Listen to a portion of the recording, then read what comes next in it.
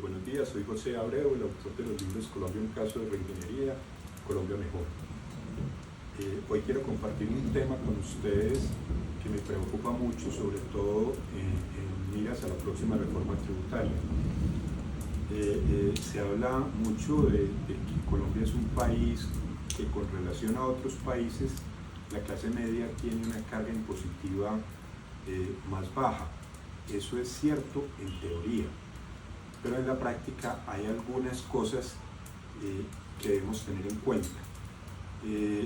Mientras que en algunos países de la OECD sí es cierto que la clase media tiene y paga más impuestos, también es cierto que en los barrios en los que vive esa clase media hay escuelas públicas de primera categoría y de primera calidad donde sus hijos pueden estudiar. En Colombia no. Eso significa que un padre que tenga 2 hijos probablemente tenga que sacar 2 millones, 3 millones de pesos, hasta más, mensualmente para pagar la educación de sus hijos. Eso es un impuesto indirecto. En esos países que nos ponen de ejemplo, la salud es gratuita, pero es de muy alto nivel. Es similar al de una póliza prepagada aquí. Aquí, si un padre quiere que su hijo tenga una buena salud, y su esposa y su familia, debe salir a pagarla por aparte. Una póliza prepagada para 4 personas puede estar del orden de entre 2 y 3 millones de pesos, depende del cubrimiento y de la edad de las personas, si estamos hablando de una familia pequeña. Ahí no termina el rosario. Una persona de la clase media paga casi 8 veces más su cuenta de servicios que una persona que vive en un estrato más bajo, así tengan el mismo ingreso.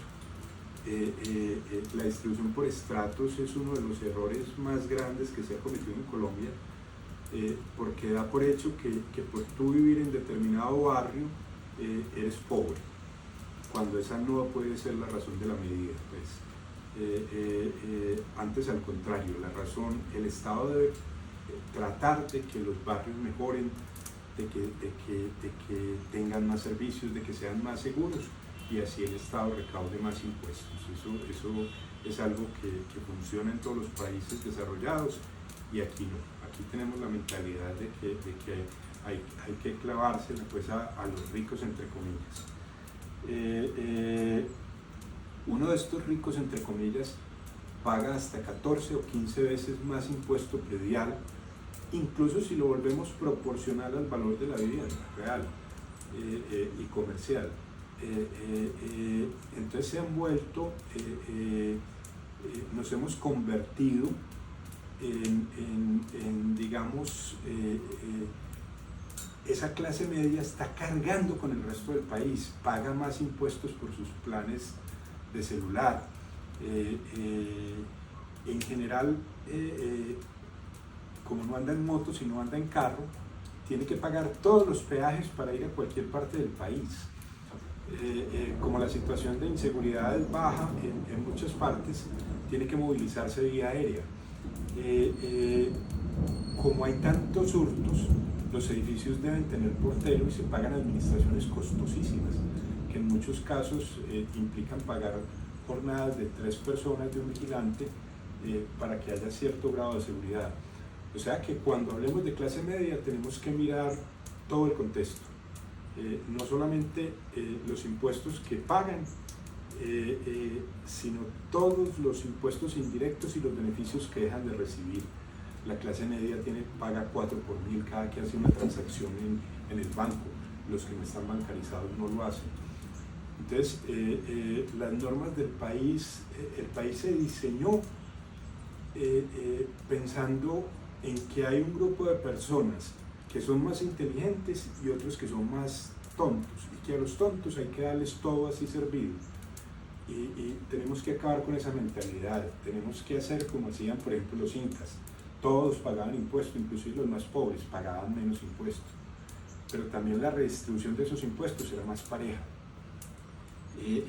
Podemos cobrar el 40% sobre el impuesto como retención en la fuente a un empleado que gane un salario medio alto de 5 o 6 millones, sí, pero el día que le podemos dar a ese señor una escuela digna donde puedan educar sus hijos, un servicio de salud digno, donde no tenga que mendigar la atención,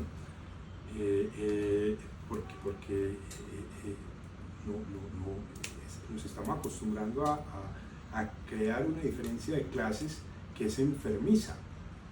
Tenemos una vicepresidente que recibe subsidios y que tiene una vivienda que puede ir a comprar con un precio inferior al comercial porque es de interés social. Incluso hay personas a las que le dan la vivienda. Si un profesional se queda sin empleo, se va a vivir a la casa de sus padres, simplemente por estar en un estrato alto, nunca va a poder pedir una vivienda gratis o un subsidio de desempleo, o un Jóvenes en Acción, o un Familias en Acción, o un adulto mayor. Entonces tenemos que tener mucho cuidado con eso, pues subsidiamos las pensiones de los más pobres con las pensiones de los más ricos. Eso no tiene sentido. Si se va a hacer el subsidio familiar, el subsidio a la pensión debe ser con los recursos de todos, del Estado, de lo que todos aportemos. El Estado es perezoso para poner el dinero, porque hay mucha corrupción, se lo gastan en funcionamiento, en corbatas, en puestos que no aportan nada. Yo les garantizo que si el 90% de los funcionarios públicos, excepto los cajeros y los que manejan los computadores, entraran en huelga un año, no pasaba nada en este país, porque no sirven para nada. Muchas gracias. Y nos cuestan una fortuna.